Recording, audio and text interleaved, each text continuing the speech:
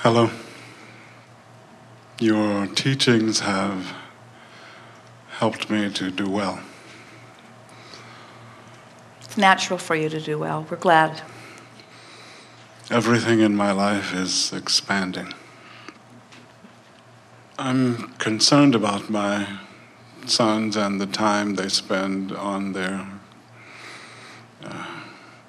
personal broadband connections, on their computers. Well, you would be. Since you're not on the leading edge and they are, you don't understand it. Yeah. Well, my work is online, so I'm really online more than anybody else in the house. My concern is that they have so little, as far as I can tell, variety in their experience. Maybe, but it's none of your business. Thank you. That's what I needed to hear. The thing that's interesting is that, so this internet is this new frontier. And it is the most leading edge, most exciting place on the planet right now. So it follows that as people are living life and contributing to vibrational escrow, and this is beginning to take form, that those new generations are feeling sort of intoxicated by all of that. Right, it's like an addiction. Jerry and Esther were with dear people recently, and they were taking a walk with children and their children through a rainforest. And it was such a beautiful day, and all of them were feeling so good. And the oldest of the children had some little contraption that Esther had just bought her. And she could not take her eyes off of it. So she took the complete walk through the rainforest without looking up. She didn't smell anything. She didn't see anything. Her inner being must have walked her down the trail because she did not look away from her contraption. And Esther could see that her father was uncomfortable with this because he so loves being outside and he so loves all of this lovely stuff. And Esther kept trying to soothe herself by acknowledging that this little girl has walked down this particular trail hundreds of times. And this was something that was new and interesting to her. And nobody else gets to choose what's ringing your bells.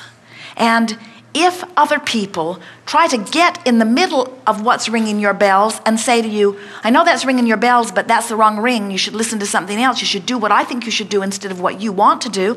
That's the whole reason that we meet with so many dysfunctional people now. Just kidding, you're not dysfunctional,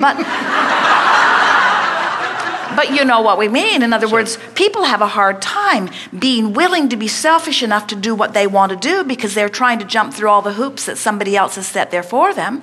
And yet this is an exact example of that. You have to understand that you cannot possibly understand why something calls another because you haven't walked in their moccasins, you haven't lived their contrast, you haven't birthed their desire, you are not their inner being calling them forward, you do not know about their stream, you don't know who they were exactly before they were born, you just don't know what's in their vibrational escrow. So when they're called to something and they are exuberant about it, know that they are answering the call of source and let them answer it, even if their call of source seems different from yours. And it will always seem different because you all have your individual calls from source. Isn't that nice to know? Parents say, oh, I'm not sure if what you want is good because I don't want it. And children look at you and they say, please tell me you're kidding. How could you possibly want what I want? You don't even know what I know. You don't even know who I am. You weren't even born when I was born. You weren't even part of the leading edge vibration that I was born from. You haven't lived in my shoes. You don't know what I've given birth to. You don't know what's in my vibrational escrow. You can't hear my call of source. Please leave me alone. And the best parent in the world will care about them. You can't not. But the best parent in the world will know that they have source and that they have source calling them. And you will work every day to be a catalyst to help them connect to that source. But you will not try to dictate to them what that source says as it calls. You've been hearing us talking about this contrast which gives birth to these rockets of desires, and that this vibrational escrow is amassing, and that it becomes a stream that is calling you. And as you have a sense of this stream that is calling, as you get a sense of this call of source that is calling, and you understand that they can feel by the way they feel, whether moving in the direction or away from it, and you recognize that they are feeling joyful, you have to know that all is well. Now, it's a different thing if you see a child depressed, or if you see a child discouraged. But eagerness for something is never a bad sign.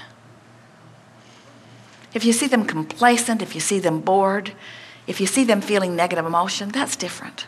But when you see eagerness, a very good thing.